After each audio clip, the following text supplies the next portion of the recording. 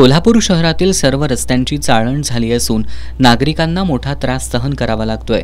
100 कोटी 33 लाखांच्या निधीतील रस्त्यांच्या कामाची सुरुवात झाली होती, मात्र पावसामुळे हे काम ठप्प झालं होतं। त्यामुळे पूर्वीच्या तसंच आत्ता काम सुरू असलेल्या रस्त्यामध्येही सर्वत्र खड्डे पडलेत। हे सर्व खड्डे बुजवून शहरातील रस्त्यांची कामं वेळेत पूर्ण करावीत अशी मागणी कोल्हापुरातील मानवाधिकार सहाय्यता संघाच्या वतीनं करण्यात आली आहे।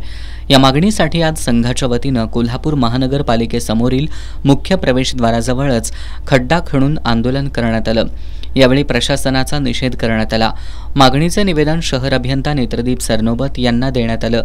येत्या 8 दिवसांमध्ये शहरातील सर्व खड्डे बुजवले नाहीत तर कोल्हापूर महानगरपालिकेसमोर खड्डे खणून खड्ड्यांचं साम्राज्य केलं जाईल असा इशारा देण्यात आलाय। आंदोलनात विक्रम पाटील, बंडा लोंढे, तानाजी जाधव, राजेंद्र माळवी, सुहास पाटील, दीपक सामानगडकर, सचिन कदम, विजयकुमार कांबळे, महम्मद शरीफ काझी, योगेश कांबळे, सचिन भोसले, सूरज कांबळे, मंदार दिंडे, रवी बुचडे यांच्यासह पदाधिकारी उपस्थित होते।